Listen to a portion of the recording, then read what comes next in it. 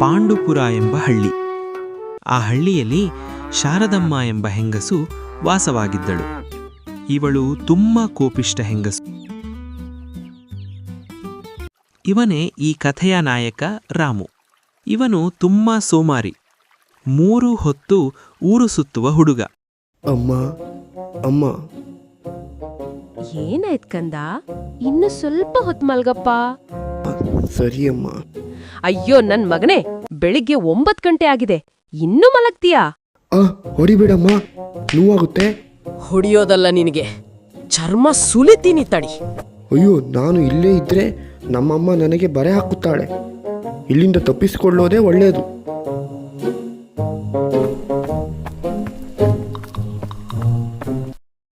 ಇವತ್ತು ಆ ನನ್ನ ಮಗನ ಚರ್ಮ ಸುಳಿದು ಬಿಡ್ತೀನಿ. ತಪ್ಸ್ಕೊಂಡ್ಬಿಟ್ನಲ್ಲ, ಎಲ್ಲಿ ಹೋಗ್ತಾನೆ ನೋಡಿ. ಸಂಜೆ ಮತ್ತೆ ಮನೆಗೆ ಬರ್ತಾನೆ. ಇನ್ನು ಇವರಿಬ್ಬರು ಯಾರು ಅಂದ್ರೆ ರಾಮುವಿನ ಸ್ನೇಹಿತರು ಚಿಂಟು ಮತ್ತು ಮಿಂಟು. ಈ ಇಬ್ಬರು ಹುಡುಗರು ಕಾಯುತ್ತಿರುವುದು ರಾಮುಗೋಸ್ಕರ. ಇವರು 3 ಸೇರಿ ದಿನವಿಡೀ ಊರು ಸುತ್ತುವುದು, ಯಾರಿಗಾದರೂ ಕೀಟಲೆ ಮಾಡುವುದೇ ಇವರ ಕೆಲಸ. ಹೇ ಮಿಂಟು, ಈ ರಾಮು ಇನ್ನು ಬಂದೇ ಇಲ್ವಲ್ಲೋ? ಎಲ್ಲಿಗೆ ಹೋದ ಇವನು? ನನಗೇನ್ ಗೊತ್ತು?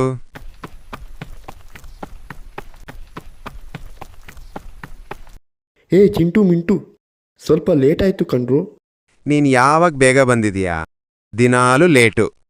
ಅದೆಲ್ಲ ಬಿಡು, ನನಗೆ ತುಂಬಾ ಹಸಿವಾಗ್ತಿದೆ, ಏನಾದ್ರೂ ಮಾಡು. ಹೇ, ನನ್ನ ಹತ್ರ ಒಂದು ಐಡಿಯಾ ಇದೆ. ಏನು ಅದು? ನಾನು ಹೇಳಲ್ಲ, ಮಾಡಿ ತೋರಿಸ್ತೀನಿ.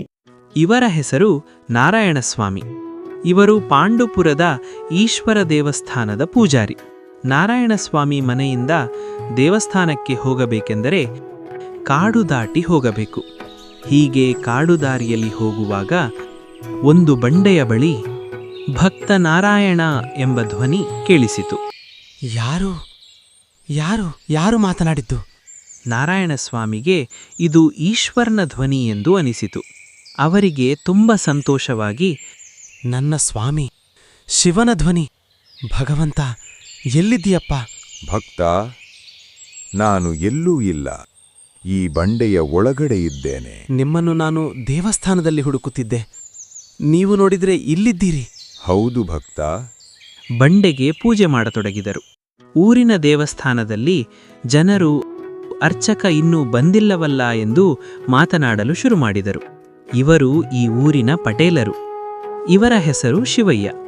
ಶಿವಯ್ಯ ಬಡ್ಡಿ ವ್ಯಾಪಾರ ಮಾಡುತ್ತಿದ್ದರು. ಅವರು ಪ್ರತಿ ಸೋಮವಾರ ದೇವಸ್ಥಾನಕ್ಕೆ ಬರುತ್ತಿದ್ದರು.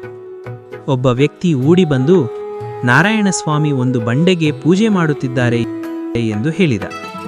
ಏನೋ, ನಾರಾಯಣಸ್ವಾಮಿ ಒಂದು ಬಂಡೆಗೆ ಪೂಜೆ ಮಾಡುತ್ತಿದ್ದಾನಾ?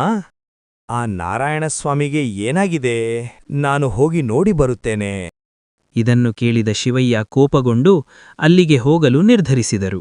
ಓಂ ನಮಃ ಶಿವಾಯ, ಓಂ ನಮಃ ಶಿವಾಯ. ಏ ನಾರಾಯಣಸ್ವಾಮಿ, ಏನು ಮಾಡ್ತಾ ಇದ್ದೀಯೋ?